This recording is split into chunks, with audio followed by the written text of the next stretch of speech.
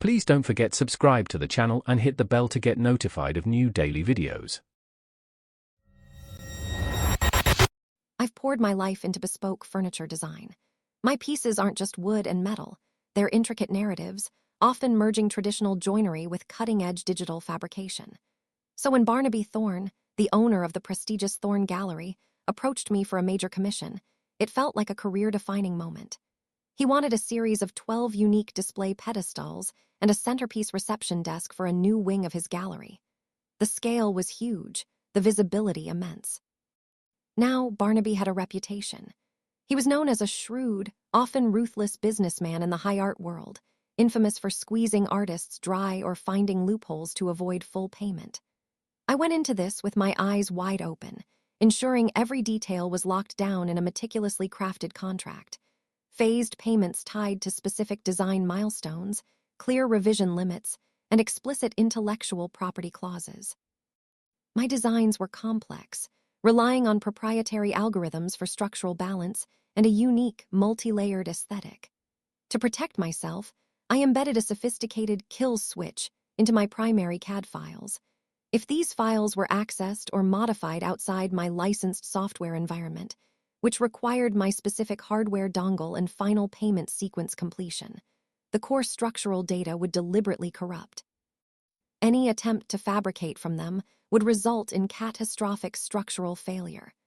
I also used a temporary, easily reversible joinery adhesive for initial prototypes, reserving my permanent, unique bonding technique for after final payment.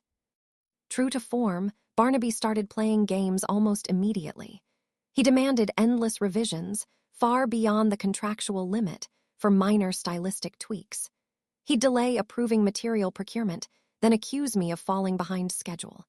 The biggest red flag was his refusal to make milestone payments, always citing some vague, incomplete work, despite my having met every single requirement.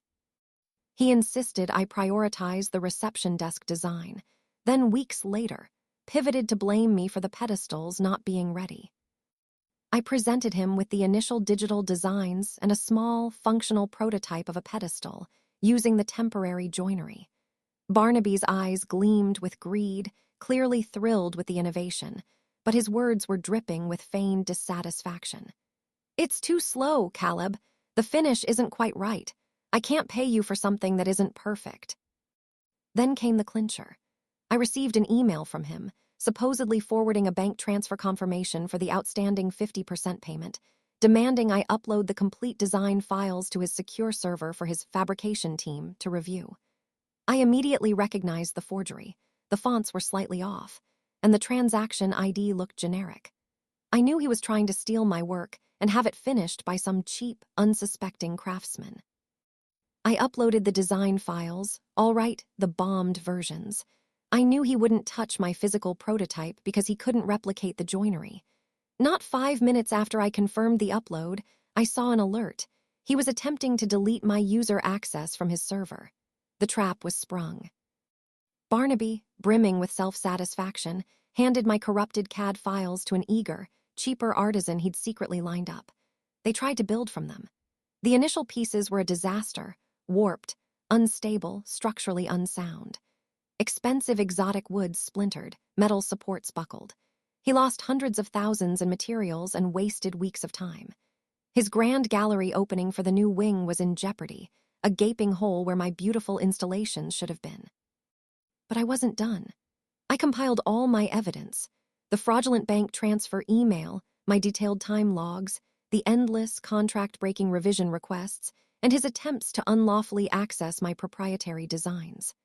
I sent a dossier to the Artists' Rights and Ethics Board, a powerful, unofficial body within the art community, as well as to his bank's fraud department and a prominent art investigative magazine. The story broke, detailing Barnaby Thorne's predatory practices and my ingenious countermove. His reputation was utterly annihilated. Artists boycotted his gallery, collectors pulled their pieces, and the bank launched a full-scale investigation, freezing his assets. Meanwhile, Barnaby's fiercest rival, Evelyn Reed of the Vanguard Atelier, reached out to me. Impressed by my integrity and the quality of my unscathed core design concept, She commissioned me for an even larger, more prestigious project, giving me full creative carte blanche and a contract that treated me with the respect I deserved. Barnaby's gallery, devoid of artists and patrons, eventually went bankrupt. The Thorn Gallery, once a beacon, became a monument to his greed and my justice. Watching his empire crumble, knowing I was the one who pulled the threads, brought a deep satisfaction that money alone could never buy. He got exactly what he deserved. If you enjoyed this video, please hit the thumbs up button to like it. And please do subscribe to support the channel.